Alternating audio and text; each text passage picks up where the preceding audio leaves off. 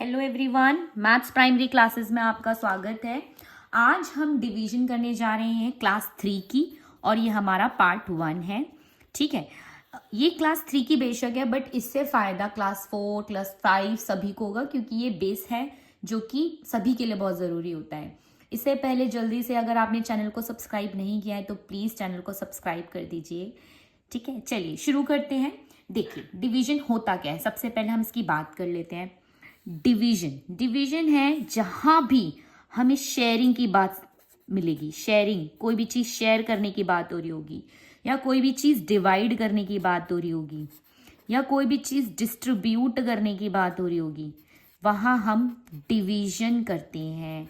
अब आप बोलोगे ये क्या बोल रहे हो मैम आप, है ना? तो ध्यान से समझिए, ये सब काम हमने घर में बहुत बार किए हैं। आप सपोज कर सकते हैं कि घर में ज़्यादा बच्चे आ गए हैं और आपके पास सिर्फ 5 टॉफ़ी हैं, तो मम्मी बोलती है ना सबको शेयरिंग करो बेटा, सबको बांटो। तो वहाँ पे हम क्या करते हैं? डिवीजन कर रहे होते हैं, डिवाइड कर रहे होते हैं, है ना? मान लो आपके पास 10 टॉफ़ीज़ हैं और घर में आ गए 5 बच्चे और मम्मी बोल रही है बेटा सभी को टॉफ़ी दो, बराबर टॉफ़ी देनी है, सबको मिलके खाना है। तो आप वहाँ पे शेयरिंग करते हो बराबर बराबर, है ना? तो शेयरिंग कर रहे हैं, डिवाइड कर रहे हैं, डिस्ट्रीब्यूट कर रहे हैं, तीनों एक ही मीनिंग है इन सभी का। तो वहाँ हम क्या कर रहे होते हैं? हम डिवीजन कर रहे होते हैं। हाँ, वहाँ हम पेपर पेन पे डिवीजन नहीं कर रहे होते, वहाँ मेंटली डिवीजन कर रहे होते हैं। ठीक है, तो अभी हम जो है यहाँ पे इसको समझने की कोशिश करेंगे। तो प्लीज सारे बच्चे यहाँ ध्यान बनाए रखेंगे। सपोज मान लेते हैं कि ये मेरे पास 8 टॉफीज हैं, 1 2 3 4 5 6 7। तो हमारे पास है, मान लेते हैं 4 बच्चे हैं हमारे पास। ठीक है, और मैं आपसे बोलूं आपको इन बच्चों को इक्वली डिस्ट्रीब्यूट करना है, ये वाला नहीं है। ठीक है, आपको इनको इक्वली डिस्ट्रीब्यूट करना है। ठीक है, डिस्ट्रीब्यूट करना है तो इक्वली करना है, क्योंकि बच्चों में फिर लड़ाई झगड़ा हो जाएगा कि इसको ज्यादा मिली है, इसको कम मिली है। तो हम अब डिस्ट्रीब्यूट करने जा रहे हैं। ठीक है, तो ये हो गया। मान लेते हैं इसको हमने 1 टॉफी दी, 2 टॉफी, 3 टॉफी, 4 टॉफी दे दी हमने। अभी हमारे पास 4 टॉफी और बची हैं। मैं इसको 1 और दे दूंगी, इसको 1 और दे दूंगी, इसको भी 1 दे दूंगी और इसको भी 1 दे दूंगी। तो हर एक को कितनी टॉफी मिली? 2 टॉफी मिली। कितनी टॉफी मिली? 2 है ना? 2 टॉफी मिली। और अगर मैं सारी टॉफीज को वापस से ऐड करूं तो क्या बनेगा? वापस से 8 बनेगा, है ना? तो ये तो बहुत इजी था। इसी तरह अब हम मान लेते हैं हमारे पास 12 टॉफीज हैं, 1 2 3 4 5 6 7 8 9 10 11 12 टॉफीज हैं। और घर में जो बच्चे हैं वो अगेन 4 ही हैं। अब बताइए हर किसी को कितनी टॉफी मिलेगी, है ना? हर किसी को कितनी टॉफी मिलेगी? 12 टॉफीज हैं और 4 बच्चे हैं, इक्वली डिस्ट्रीब्यूट करना है। तो अगेन हम वैसे ही करेंगे, 1 को देंगे, 1 को देंगे, 1 को देंगे। ठीक है, 1, फिर इसको 1 और मिलेगी, 1 1 1। अभी भी 1 1 मिल सकती है, यस, 1 1 1 और 1। तो देख सकते हैं अब हर किसी को कितनी टॉफी मिली है? अब हर किसी को 3 टॉफीज मिली है। ठीक है, तो आप क्या समझ पा रहे हैं इन सब चीजों से? यहाँ पे क्या हो रहा है? डिस्ट्रीब्यूशन हो रहा है। अब एक चीज देखिए, अब हम इसको लिख कर देखते हैं, क्योंकि हर बार बेटा पॉसिबल नहीं होगा कि हम इस तरह से पिक्चर बनाएंगे। मान लीजिए 100 टॉफीज होंगी तो क्या हम 100 टॉफीज ऐसे रख के डिस्ट्रीब्यूट करेंगे? नहीं। इसका एक बहुत आसान तरीका है, क्योंकि डिवीजन जो हम मेंटली कैलकुलेट करने हैं वो तो करना ही है, लेकिन हमें पेन पेपर का भी यूज करना है। ठीक है, चलिए अब देख लेते हैं। अभी मैं आपको यही जो हमने किया है इसको सॉल्व करके दिखाऊंगी कैसे करना होता है डिवीजन। अभी मेरे पास कितनी टॉफी थी? 12 टॉफीज थी, जिसको कितने बच्चों में डिवाइड करना था? डिवाइड, ये डिवाइड का साइन होता है, डिवाइड। कितने बच्चों में डिस्ट्रीब्यूट करना था, डिवाइड करना था? 4 बच्चों में। मेरे पास 12 टॉफीज थी, ठीक है, और उन्हें कितने बच्चों में डिवाइड करना था? 4 बच्चों में। ये बच्चे हैं और ये टॉफी है। ठीक है, ये टॉफी है और ये आपके बच्चे हैं, चिल्ड्रन है। ठीक है, तो हर किसी को कितनी टॉफी मिली? 1 2 3 1 2 3 1 2 3। हर किसी को कितनी मिली टॉफी? 3 टॉफी मिली। ठीक है, इस तरह से मैंने इसको करा। अब एक बात बताइए, यहां हम कर क्या रहे हैं? आपने 4 का टेबल देखा होगा, 4 1 जा 4, 4 2 जा 8, 4 3 जा 12।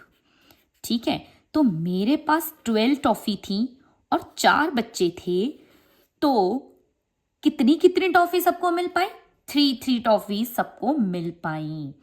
ठीक है, आप समझ पा रहे हैं? चलिए, ठीक है, इस तरह से मल्टीप्लीकेशन और डिवीजन एक दूसरे से कनेक्टेड है। अब ये जो मैंने आपको करके दिखाया, मान लो मेरे पास हो बेटा 32 टॉफीज और मुझे वो बांटनी है 8 बच्चों में, तो हर किसी को कितनी टॉफी मिलेंगी?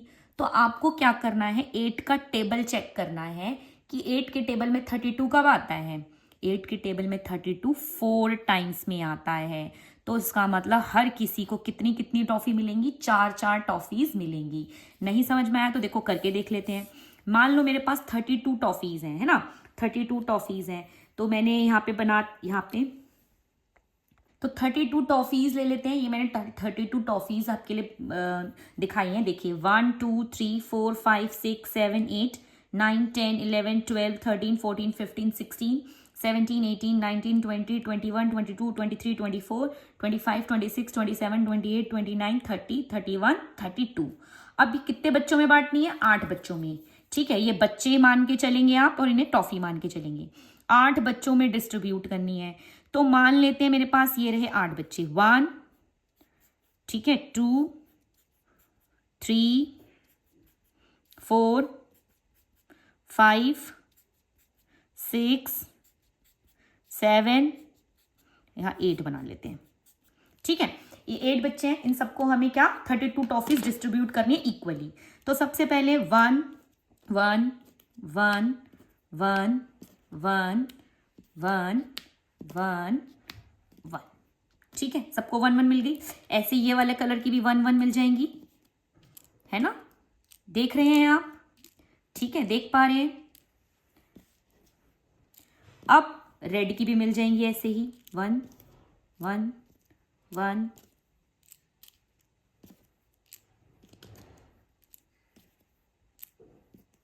ठीक है, ऐसे येलो की भी।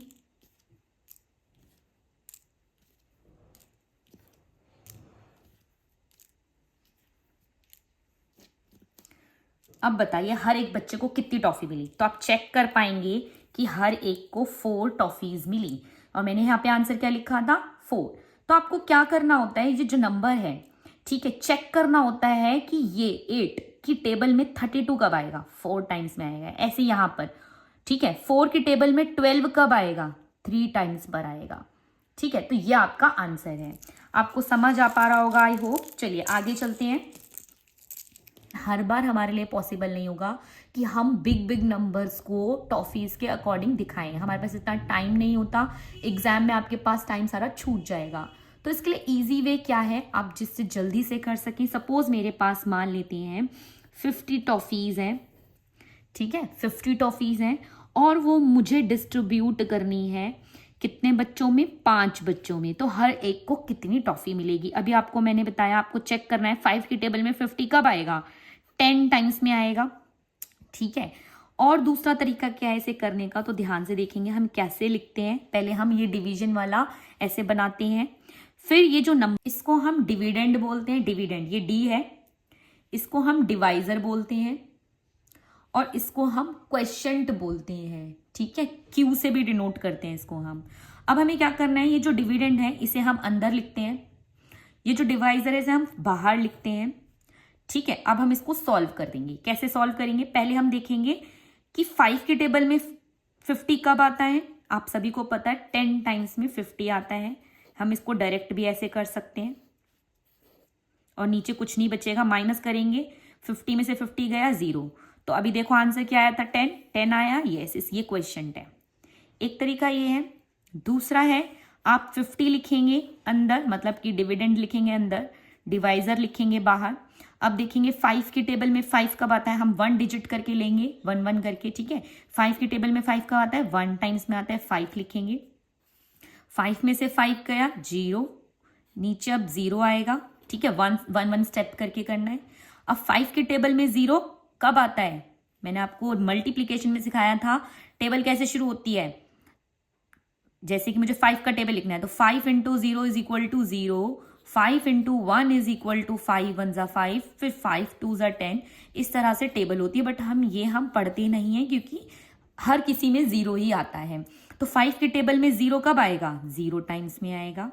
तो आपके पास आंसर क्या आ गया? 10। ठीक है, क्लियर है? और अच्छे से समझते हैं इसको, ध्यान से देखेंगे। सपोज मेरे पास है 24 और मुझे डिवाइड करना है 2 में। ठीक है, ध्यान से देखेंगे। तो मैंने 24 लिया और 2 को बाहर लिया। ये क्या है? डिविडेंड, और ये क्या है? डिवाइजर। और मुझे क्वेश्चन आंसर फाइंड आउट करना है कि आंसर क्या है, क्वेश्चन क्या है। अगेन 1 डिजिट करके लेंगे। ठीक है, 2 की टेबल में 2 कब आता है? 2 को लेंगे सबसे पहले। ठीक है, 2 की टेबल में 2 कब आता है? 1 टाइम में। 2 की टेबल में 2 कब आता है? 1 टाइम में ही आता है। फिर इनको माइनस करना होता है। 2 में से 2 गया 0, नीचे आएगा 4। ठीक है, अब 2 की टेबल में 4 कब आता है? 2 टाइम्स में आता है ना। 2 2 जा 4। आपको टेबल आना बहुत जरूरी है मल्टीप्लीकेशन और डिवीजन के लिए, तो प्लीज अगर आपने टेबल लर्न नहीं की है तो उसे अच्छे से लर्न कर लीजिए। 2 2 जा 4, ये 4 आया। अब 4 में से 4 गया 0। इसका क्या मतलब है? अगर मुझे 24 टॉफियां बांटनी है 2 बच्चों में, तो हर एक बच्चे को कितनी टॉफी मिलेगी? 12 टॉफीज मिलेंगी।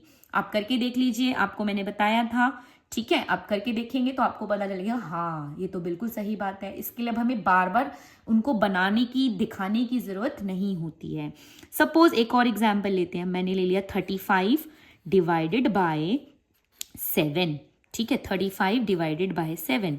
तो बताएंगे आप कि 7, ठीक है, 7 को मुझे क्या करना है? डिवाइड करना है 35 से। तो सबसे पहले चेक करेंगे। अब जैसे मैंने यहाँ पे 1 डिजिट लिया था, है ना। 2 की टेबल में 2 कब आता है? 1 टाइम में। लेकिन यहाँ पे देखो, ये जो पहला डिजिट है ये 7 से छोटा है। 7 की टेबल में 3 कभी भी नहीं आएगा, इसलिए हम यहाँ पे 1 डिजिट नहीं लेंगे, हम दोनों को एक साथ यूज करेंगे।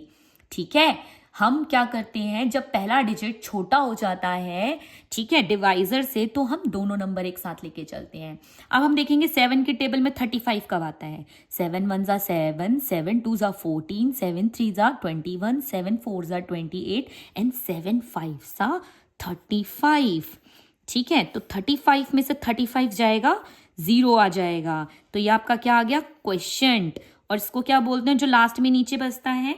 इसको हम बोलते हैं रिमाइंडर। रिमाइंडर हमारा कुछ भी नहीं बच रहा, खाली 0। ठीक है, समझ आ रहा है? आप देखो इसका क्या मतलब है। आपके पास 35 टॉफीज हैं और 7 बच्चों में आपको डिस्ट्रीब्यूट करनी है, तो हर एक बच्चे को कितनी टॉफी मिलेगी? 5 टॉफीज मिलेंगी। देखो 7 5 सा 35। क्या आपको बात समझ आ रही है? अगर आपको बात समझ नहीं आ रही है तो आप वीडियो को दोबारा से स्लो करके देखेंगे तो आपको डिवीजन अच्छे से समझ आएगी। ठीक है, और अगर आपको कोई क्वेश्चन है तो आप प्लीज़ कमेंट बॉक्स में मुझसे पूछ सकते हैं। बाकी हम नेक्स्ट क्लास में मिलते हैं। वीडियो पसंद आया तो प्लीज़ इसे लाइक कीजिए और शेयर कीजिए। Bye bye, thank you.